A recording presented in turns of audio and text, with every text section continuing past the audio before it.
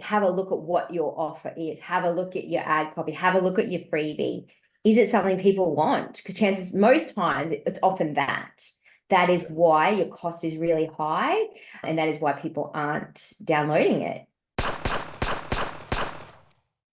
Welcome to How to Build a Profitable Nutrition Business. If you love nutrition and you love helping people and you want to be in the game long enough to keep doing that, then this is the podcast for you. Let's get into it. Today's guest is none other than my business partner and wife, Stacey Hughes. So Stacey almost single-handedly built our business from just myself and her to a team of 18 in the space of about 4 years. And this is primarily driven by her skill set in social media marketing. And to the point that when we sold our business, Stacey now has her own company called staceyhughes.co, where she helps other entrepreneurs build their business through Facebook ads and Instagram ads. Stacey has clients all over the world. She's been to invite-only events at Facebook headquarters. She's been invited to TikTok headquarters, and she's really developed quite a name for herself in the industry. And so I've managed to secure her for a short period of time to help budding entrepreneurs in the nutrition space learn how to get the biggest bang for their buck in Facebook marketing. Let's get into it. Welcome back to another episode of How to Build a Profitable Nutrition Business. Today, I have a very special guest who has been on here numerous times in our very short history. This is my business partner and wife, Stacey Hughes. And today, I've managed to lock her down to talk about Facebook ads. Stace, this is your bread and butter. You helped grow our dietetic practice significantly through what you'd learned through Facebook ads. And then when we sold our business, you took this on full time. And now you've got quite a successful business with clients all over the world with staceyhughes.co. Thanks for accepting your husband's invite to come back on the podcast. I'm happy to be here and happy to be here podcasting with you on your birthday, your 44th birthday. Happy birthday, Chris. Are you though? This has taken a while to get into your schedule, but thank you. Thank you for the birthday wishes. Okay, so what I wanted to talk about, Stace, is kind of rewinding to where we were, right? Like, so back when we started our business, money was tight. We knew that social media marketing gave us our best bang for buck. We knew everyone was on there. It was where our market was, but we had to extract every benefit out of the dollar that we invested into it. And so you immersed yourself into Facebook marketing and learning as much as you could, joined groups, done courses, and to the point where you are where you are today. Let's pretend we're starting a business again, okay? Mm-hmm. What would you suggest for us to do as a nutrition business to grow our business and grow our audience and basically generate revenue through Facebook? Yeah, so the first thing I would say is growing your list is probably one of the most important things to do. So growing your database, and you can further nurture them once they're on your list. But if we keep people on Facebook and Instagram, then we have to deal with whatever gets thrown at us by Mark Zuckerberg. They can shut down Facebook groups at any time. So best is to get everyone onto our own database where we then own that information. So one thing I would have done in the very beginning is focus on that. So you mean collecting their email?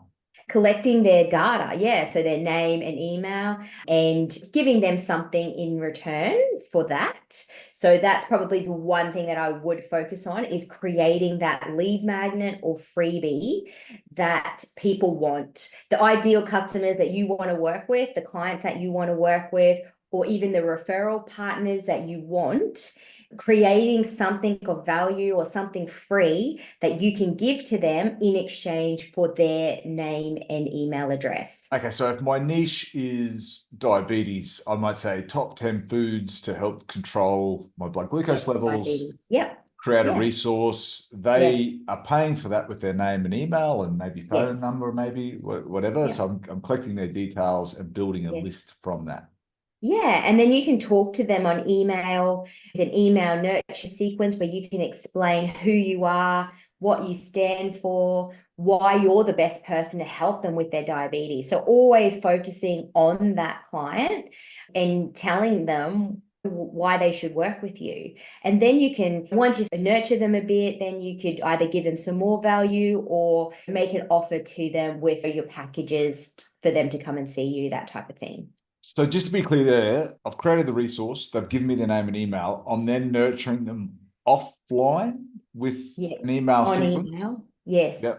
And giving them your offer. So don't do ads for your offer because they're quite expensive ads to run when you're trying to get money off people. You're doing those ads to cold people. It's very expensive to do that. So I wouldn't worry about those type of ads, especially if money is tight, your marketing dollar is tight. So I would just focus your ad campaigns on building your list. And the campaigns that you would run to do that are called lead campaigns. So it's what you would deliver as an ad, your freebie. So there's two ways you can do it. You can send them to your website where you collect that name and email information and you deliver your freebie, or you can do it as a form on Facebook and Instagram and you collect their name and email and deliver that freebie.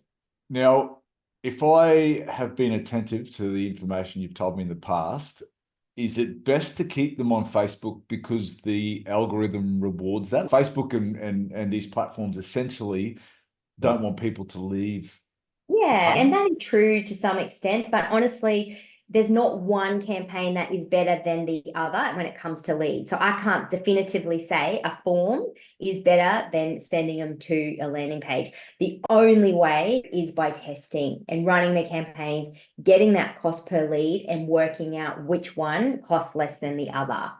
So Okay. I would definitely say use the form if you don't have a website. If you don't have a website yet, or you don't have a CRM or a database set up yet, I would use the form because it's easy. You set the form up, Yeah. you getting that lead information, you can deliver your PDF or whatever it is, or an email sequence of training. You can, yeah, do that on Facebook, and then you can see the leads inside of your Meta Business Suite. So you don't need another system. Okay. If you don't have that, I would say, yeah, using a landing form is a lot easier because you're creating that form on your website. So if you use Kajabi, you create that form, you send people to that landing page, they fill out that form, and then that's counted as a lead.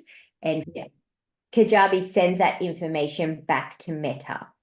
And the way that they do that is via your Meta Pixel. So it's called a data set now.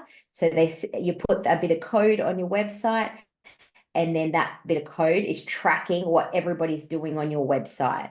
So that information is fed back to Meta. And what about something like ManyChat, which Mm. would then be keeping them on the platform because you can now take them into Messenger and nurture them that way? Would that be a Yeah, you good can do idea? that. Yeah, Yeah. you can set up ManyChat. You can DM the word and all of that type of thing. And what a lot of people that I know do, you DM the word and then you send them the link to your landing page to get them to sign up as a lead. Or you can just keep them inside ManyChat. That's fine as well. So am I right in saying that this is a cold audience, right? So if I was just throwing an offer, like book a consult with me, it's going to Yeah. cost me a lot of money to Yeah. convert because these people don't know who People I don't am. even know you. Yeah. So it's about creating something of value that is going to showcase who you are and your expertise.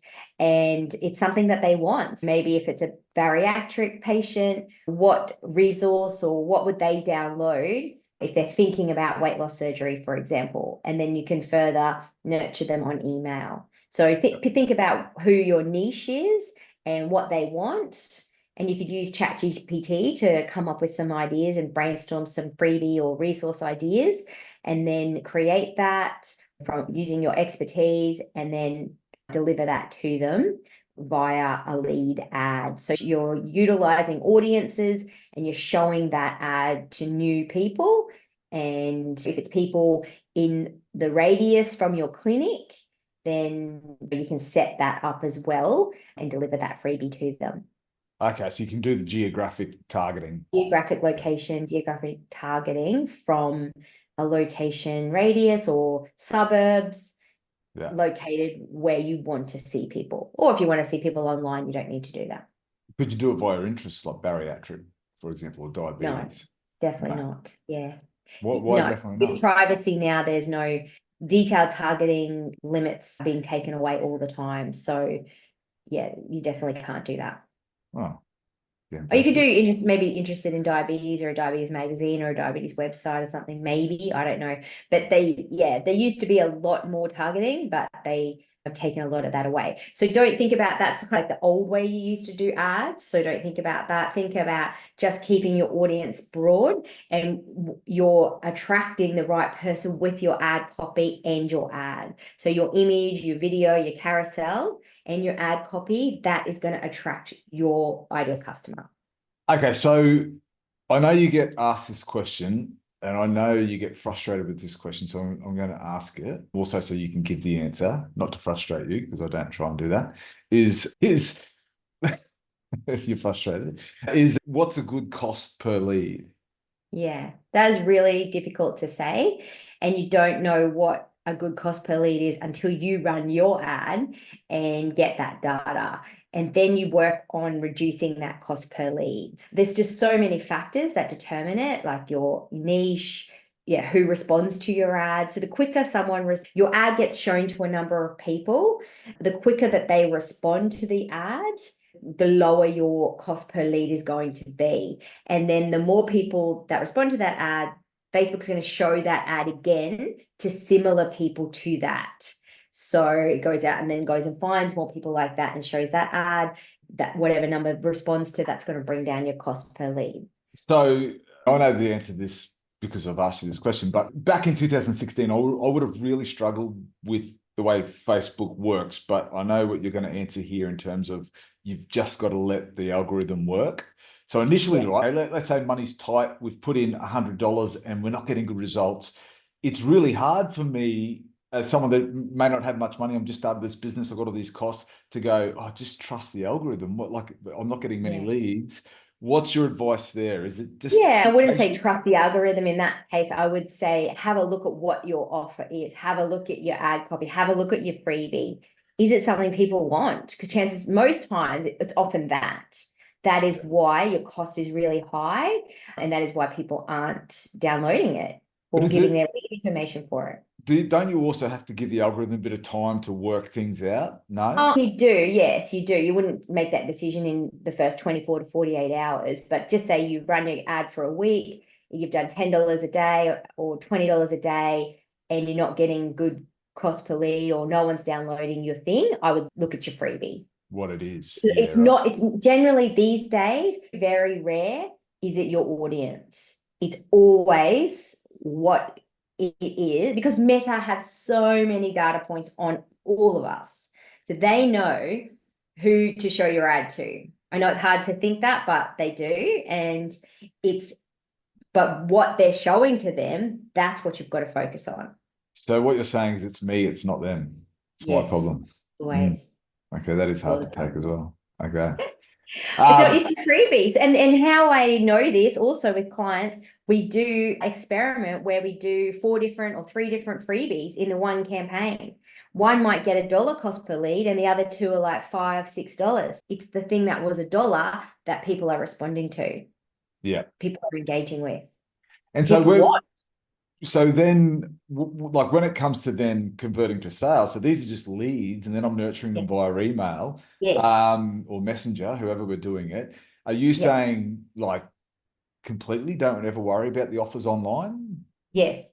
Yes, I am. It's just too expensive, even if they're a warm audience. So now that they've opted in, can I not target those You people? could, yeah, you can, you absolutely can. But again, it's an experiment. And if you are just starting out and your budget is low, then what happens typically, what you pay, you're going to receive that in revenue. So if your offer is a $97 offer, it's generally going to cost you $97 to get that $97 sale, even if it's warm, even if because you're just starting out and your audiences are probably quite small anyway when it comes to warm audiences. It's not always the case, but generally it is. And that means whatever you're selling, it's not going to be profitable, is it? It's costing you the same amount to receive that income. So So emails that's deeper. Mm. emails way cheaper. So it's easier. And then you can also work out, yes, I paid X amount to get that lead, and then I nurtured them on email and sold them something. So how much can I now spend? What's my earnings per lead? How much can I now spend to get that sale? Yeah, got ya. All right, that has helped. I think I would be confident to go ahead and do that. There's a little bit of setting up behind the scene. I get really frustrated when I use Ads Manager. Like someone like yourself help people, but obviously if I'm just starting out, that's a cost. Yeah, yeah. For that, obviously, I have packages where it's a complete ads management service, but I also have packages where I can help you on Zoom. I take control of your computer through Zoom, and I set your campaign up for you. And so I make sure everything's set up correctly, get your pixel set up, verify your domain, create your ad account if you need to, and connect your Instagram account, your Facebook account. All of those things are set up correctly, and then I create your campaign for you. So is that recorded? Okay, so if you're doing recorded. that with me, yeah, so I can pay you to do it for me, but I'm there with you recorded, so then I can do it next time. Is that? Yes, exactly. We do it together. It's recorded. You've got lifetime access to that recording, and you can, yeah, touch base with me again. I also give you 1 month's access to my Fab Ads Club, where you can get additional support and ask me questions on Zoom. And then if you want to stay in the club, it's $97 a month after that.